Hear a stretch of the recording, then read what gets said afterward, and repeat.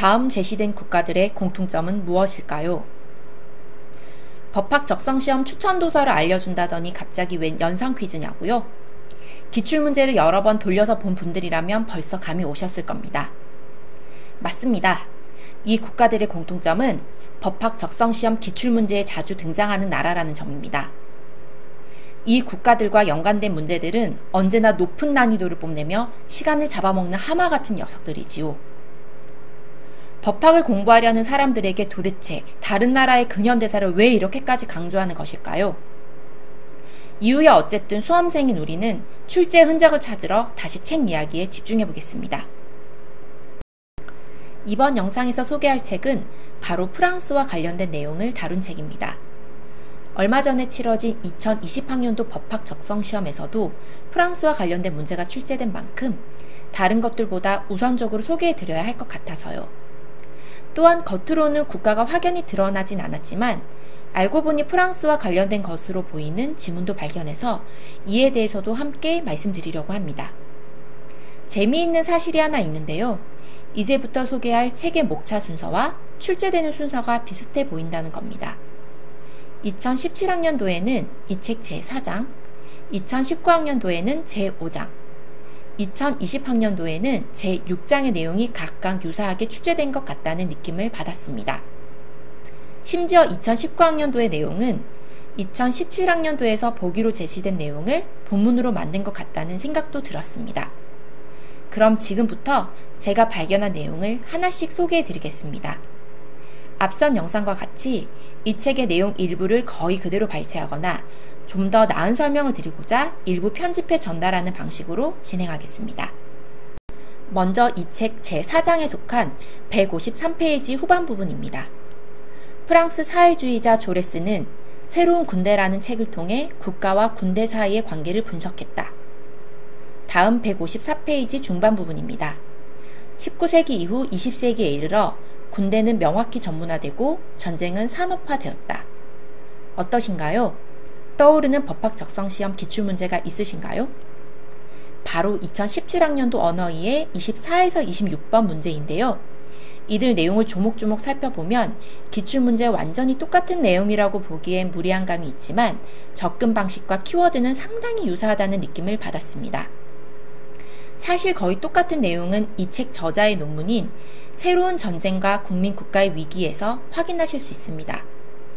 하지만 똑같은 내용이 다시 출제되진 않을 테니 시간이 없으시다면 화면으로만 확인해 보시고 지금 소개해드리는 이 책에만 집중하셔도 좋을 것 같습니다.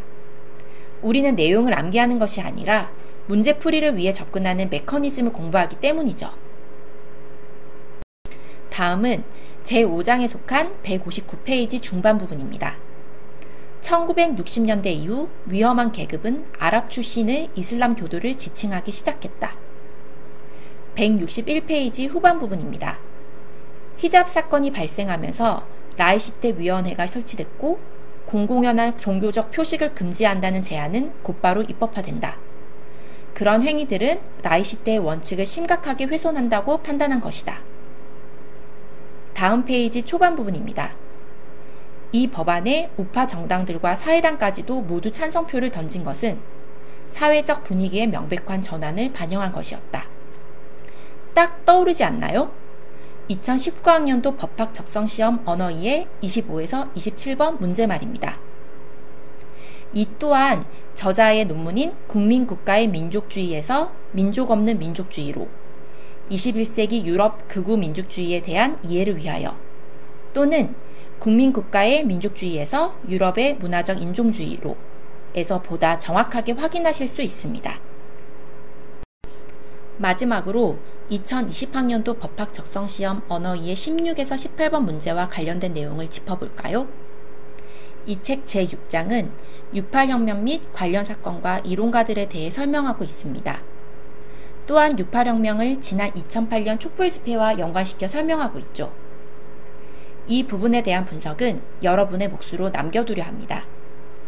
이 책의 내용은 법학 적성시험 기출문제와 단어나 문장까지 비슷하게 구성된 것은 아니지만 접근 방식과 키워드 등을 유사하게 활용해서 논지를 전개했다는 느낌을 받았거든요. 혹시나 직접 분석할 시간이 없으신 분은 화면을 잠깐 확인해 보시기 바랍니다. 이러한 분석을 하면 내용을 압축하고 요약해서 자신의 것으로 정리하기 좋습니다. 앞선 영상에서 소개한 책의 정리하기 섹션을 여러분이 직접 해보는 것처럼요.